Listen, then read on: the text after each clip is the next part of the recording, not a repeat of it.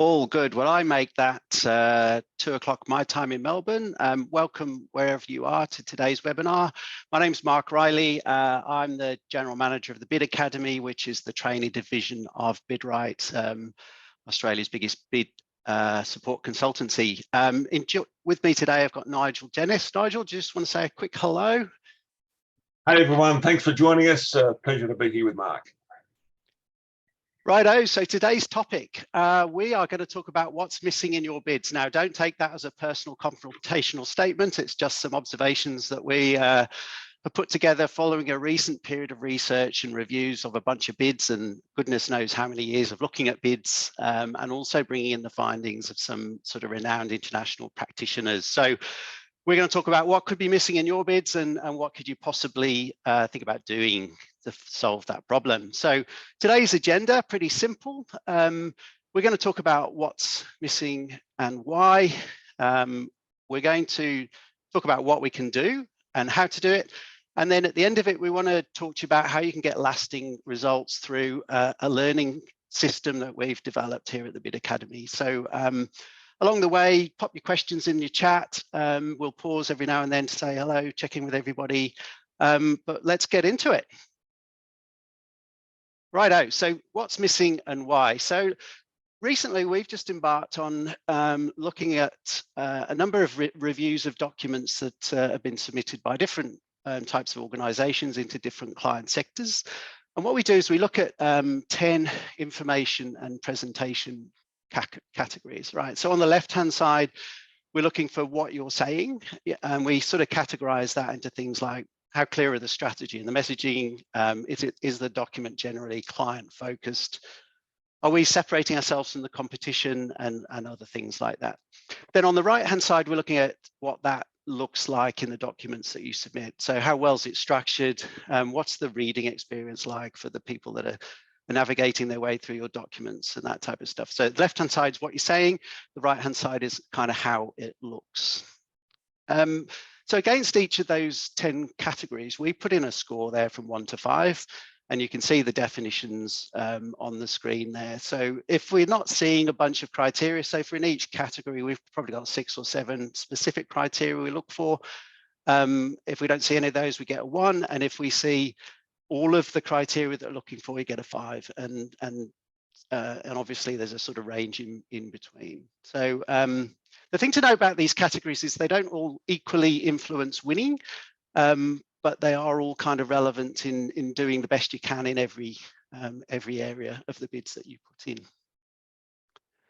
What I will say, just a quick note, is when you do these type of independent assessments against numbers and benchmarks, we're sort of a little bit separate from the real world. So we can't really work out what's the influence of things like whether you're bidding against an incumbent. We can't comment on how competitive your pricing is, or any sort of work that you might have done before you submit your tenders. We call that positioning, right? So are there active client relationships that are in play, either positively or negatively, that can influence the result?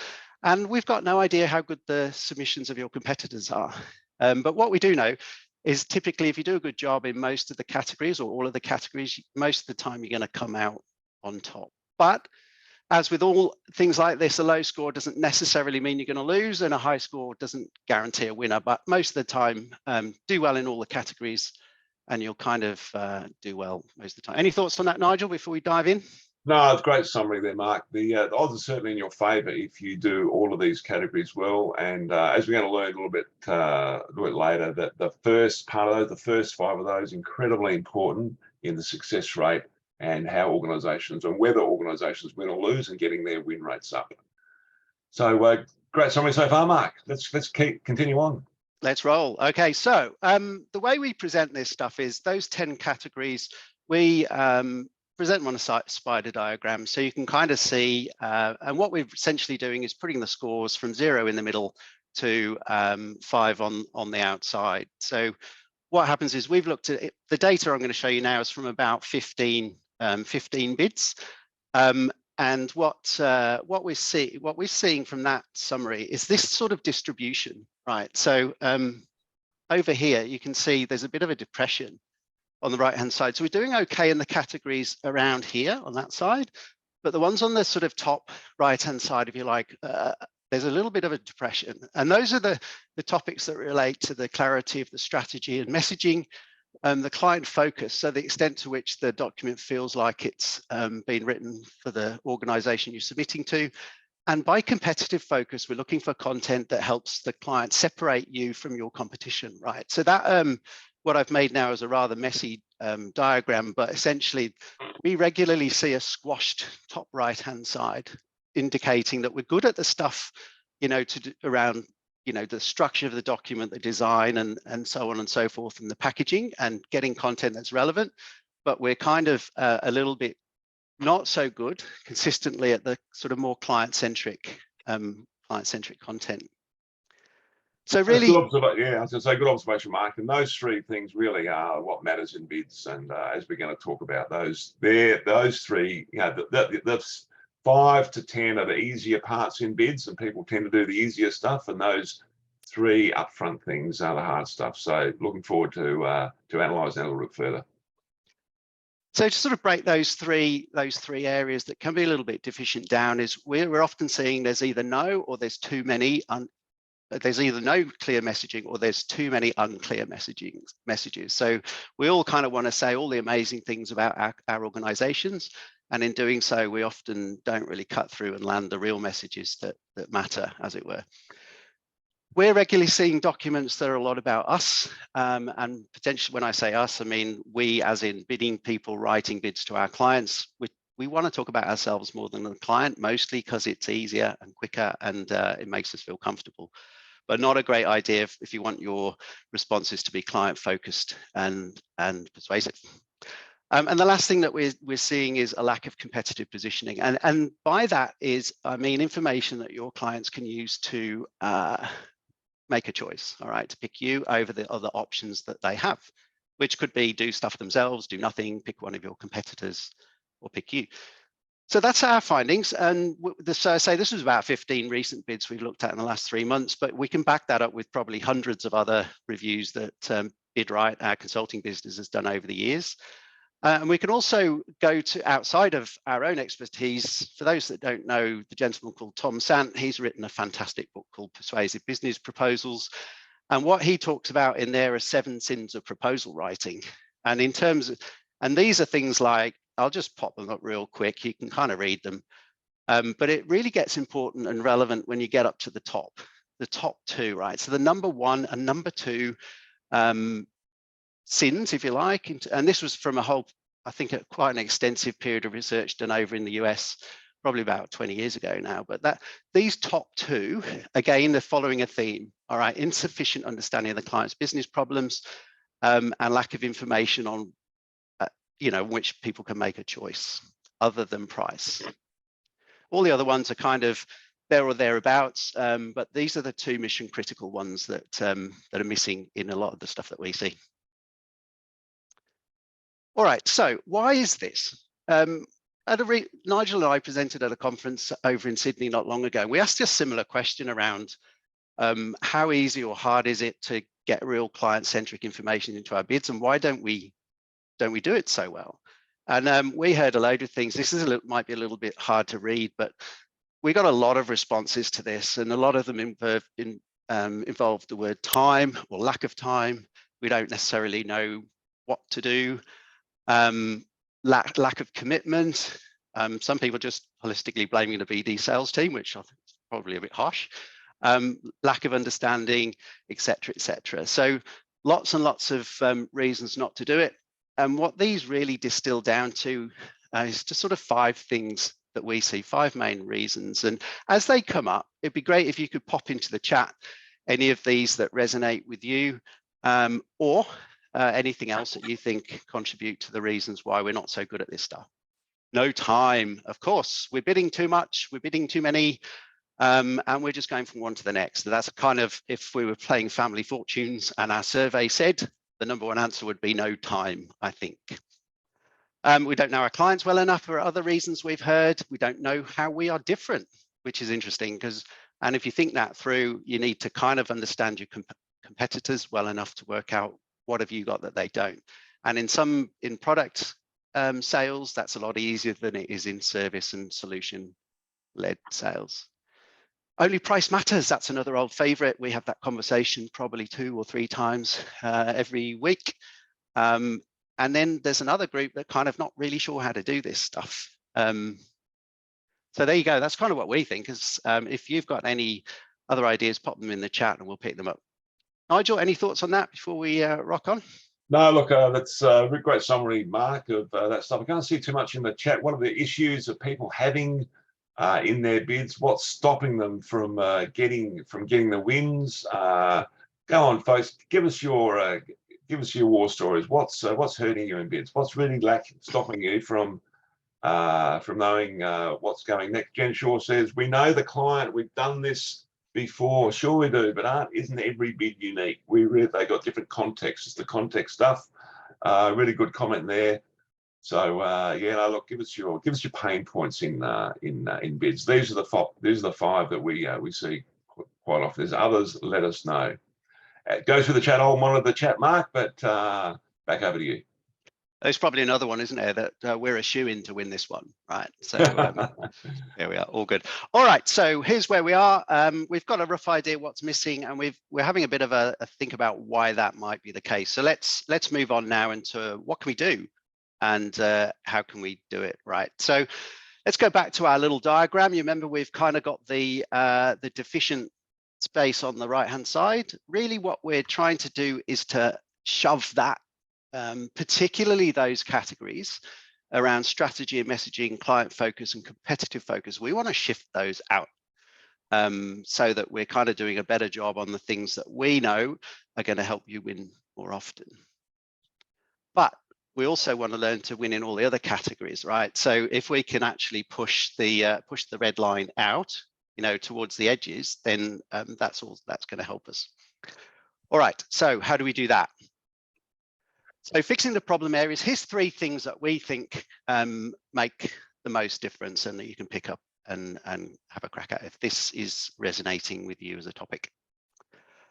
First one is to create time, right? So if we ignore the bids that we're unlikely to win, not surprisingly, we've got more time to do a good job on the ones that you can win. So Mark, you'll be chucking things in the chat going, how do we know which are the ones that we can win? And you probably will say things like, well, if you know the client, they know you, we're in a better position to win.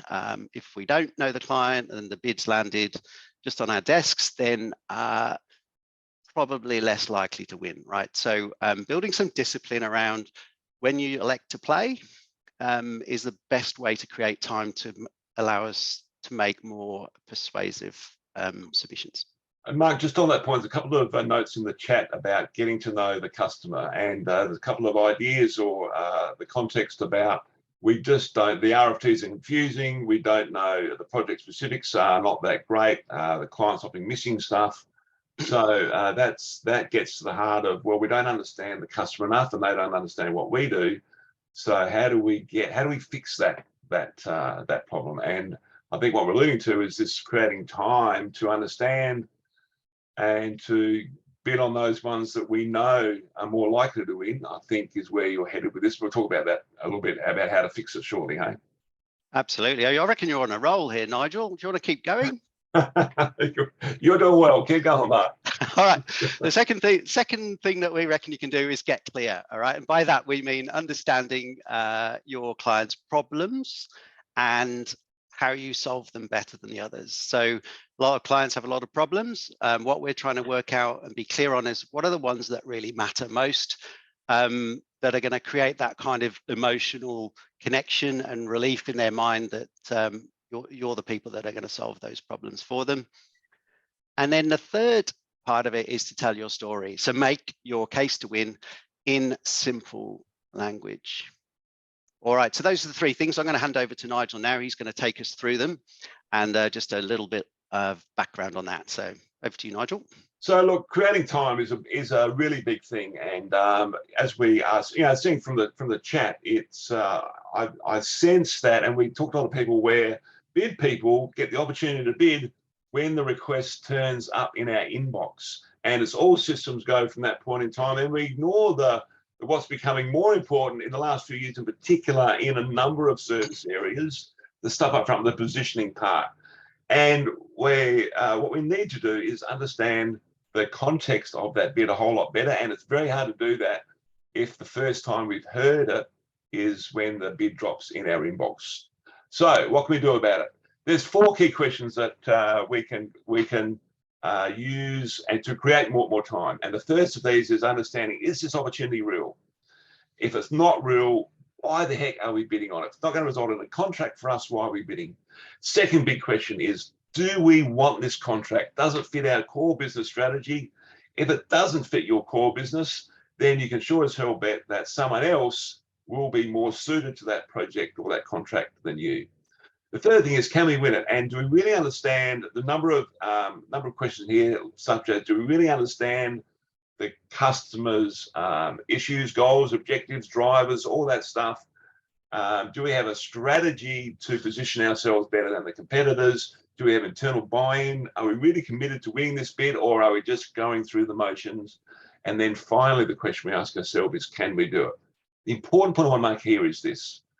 These 4 questions and this process is not only done when the bid drops, when the request drops in your inbox.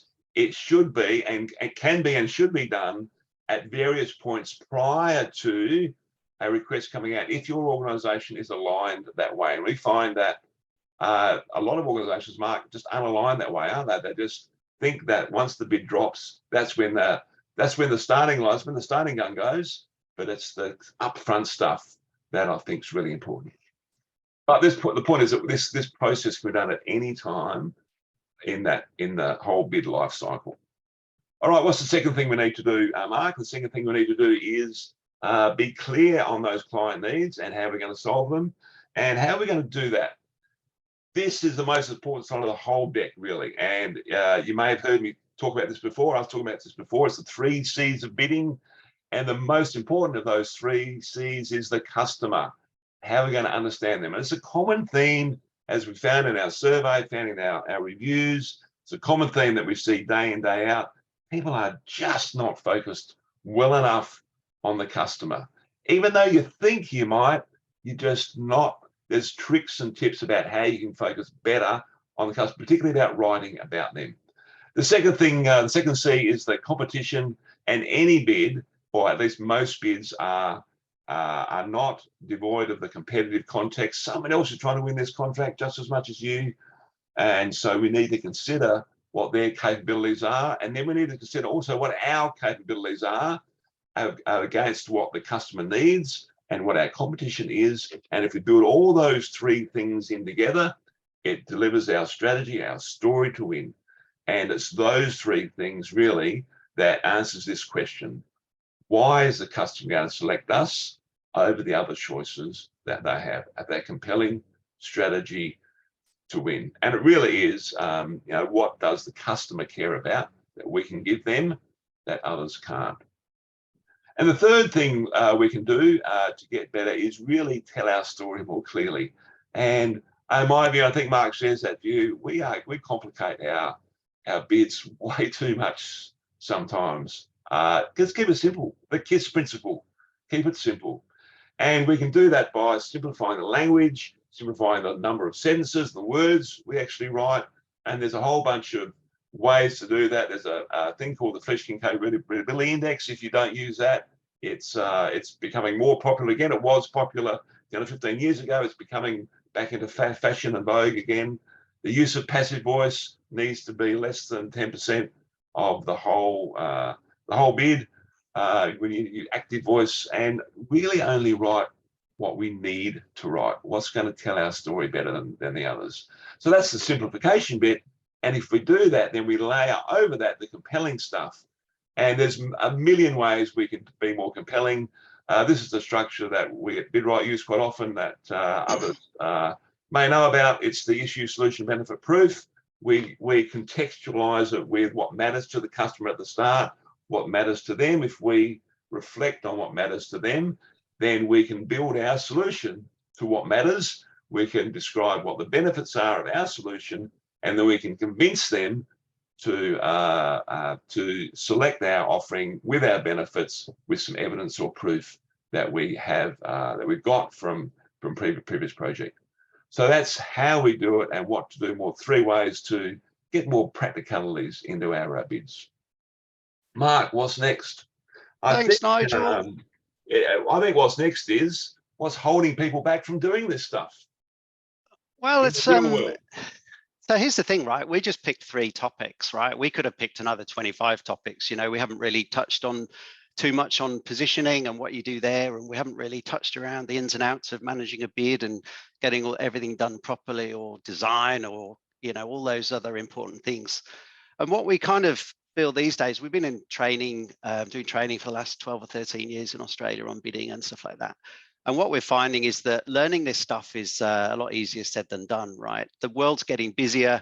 People have got more priorities. It feels like Australian businesses are resourcing lighter and lighter, and people have got more and more responsibilities. So learning stuff's getting harder than ever, right? What people are worried about, what what will I learn? What will it actually be useful? I don't have time. The number one thing we've heard a lot about time already, but time to invest in personal development and professional development is way down the pecking order in a lot of organizations. Who can I trust? Will it make a difference? How do I know what will work? All these type of things go on. So these are all kind of barriers really to being able to get into it and master some of these skills, right? So what we want to share with you next in the next sort of 10 minutes or so is a learning framework that we've developed that will help you get lasting results. All right, so conventional training, relatively short term, you might take 2 hours, 4 hours a day, 2 days out of your schedule, and then you go back into the real world. And if you're lucky, I think the research shows that you're probably remembering somewhere between 5 and 10%, right? So how do you get lasting results? Well, we were interested in this. So the Bid Academy recently completed a bunch of research into how adults learn and what makes training stick. So there's been a lot of research in the workplace around adult learning and the attributes of training programs and learning programs actually get better results. And we thought, hey, that's cool. We should embody some of that in the stuff that we do. So the main things that we're seeing in the market, the latest contemporary hybrid learning techniques that are going on in the unis and in the sort of top end of town in the organizational world, people have focused on programs that are getting results or meaningful outcomes. All right, so moving from metrics around attendance and ticking off and going to course after course to actually getting meaningful actions and impact as a result of the effort they put in. Live expert support's been important. So people want to talk to experts that have done this stuff before and use their expertise to get a shortcut to getting better results.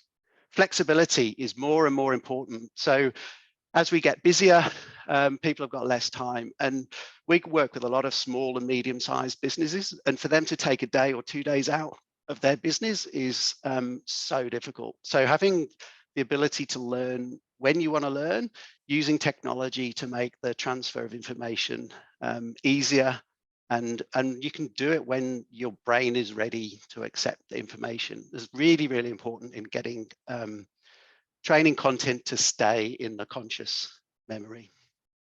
Learning communities is the other thing that we found. People, if you learn together, you create an environment where you can collaborate, share ideas, bounce things off, and that in itself, doing that process forces you to articulate what you've learned, communicate it with somebody else, understand what they're saying, and that process in itself helps embed content and increases retention. Time to absorb. So interestingly, over COVID, a lot of the research showed a trend towards micro learning and shorter periods of content that you bite off in chunks. But interestingly, the impact of those, whilst it's easier to attend the course, the sort of retention and ability to take what you've learned in those things and impact it is demonstrably lower than you might think. So taking time to learn is a key thing, which is ironic given that we're under pressure. But the key point is to break down the learning process into bite-sized progressive chunks and to work systematically through things. So you kind of learn something, you master it, you share it with your learning community, et cetera, and that helps you to move forward and sort of actually put the learnings into practice.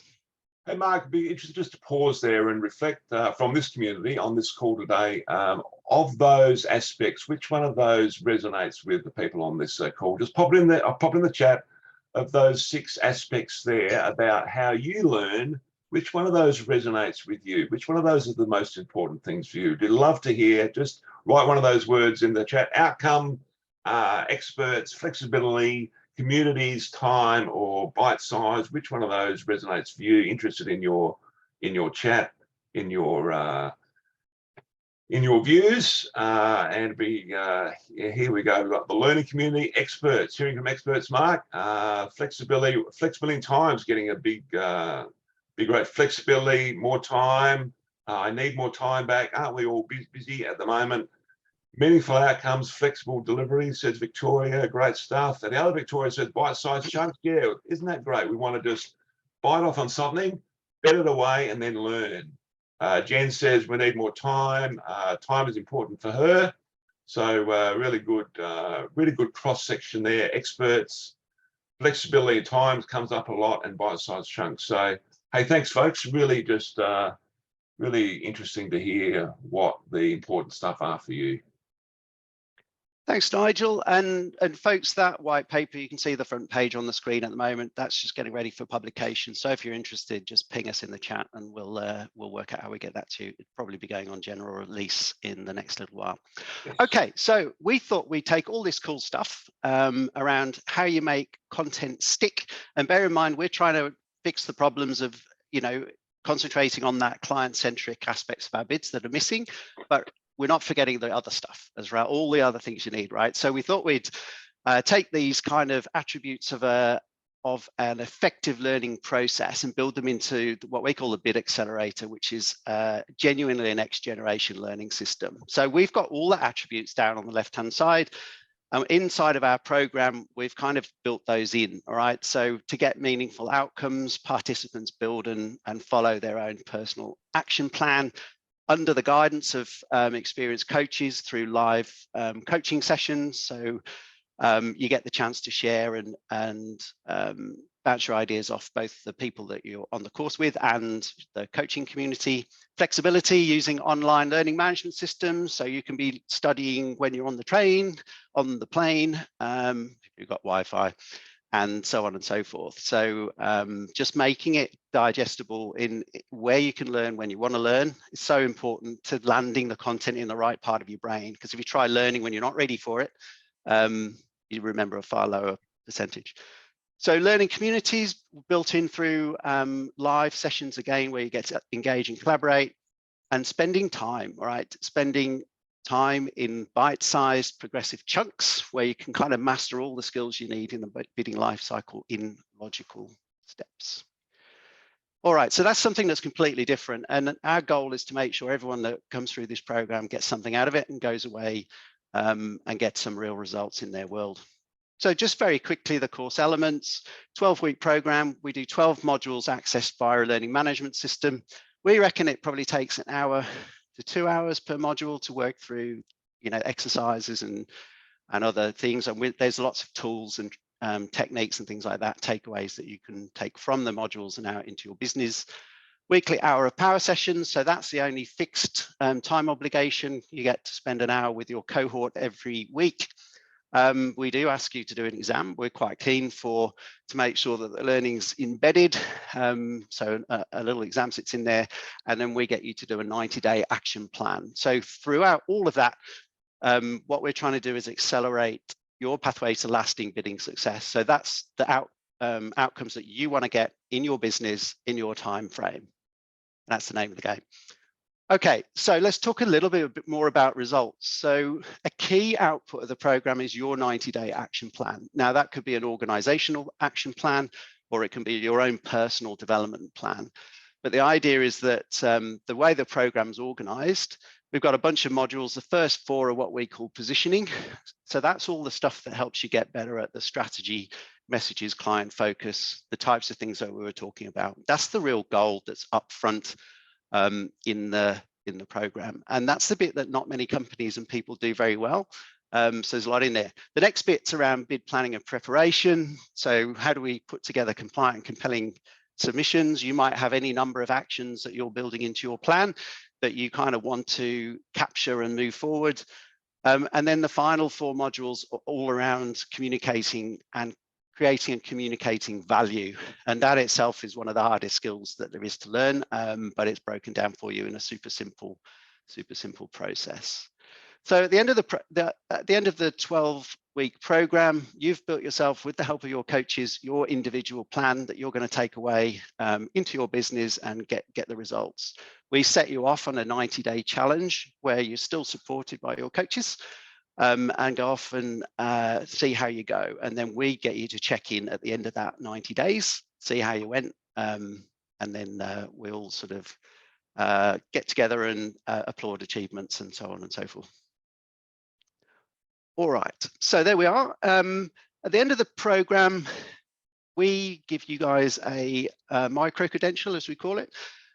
This is run by a company called Credly, who are the biggest provider of these type of things in the world. We want this course to be rigorous, and so anyone that has got one of these credentials has been through all of these learning criteria, they've completed the modules, they've done the hours of power, they've done their action plan, they've passed the exam. So it's quite a rigorous program, but we've done that deliberately, right? It's because we want it to have meaningful and high impact on your sort of careers and organizations. So that's a little bit about the program. Just a bit about, you won't be able to read these, but there's a whole load of people that have been through this program saying nice things about it. A lot of people, Mark and Nigel were exceptionally knowledgeable. I like that one, so I made that one big.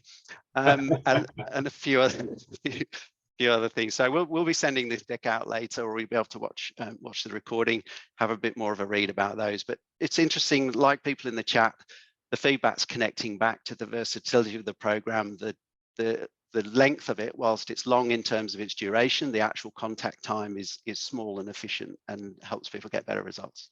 And we have a whole bunch of fun doing it, don't we, Mark? It's and let's face it, when you have fun doing learning, then that learning sticks a whole lot better too. That was one of the findings. So have fun doing it. We have a lot of fun doing it.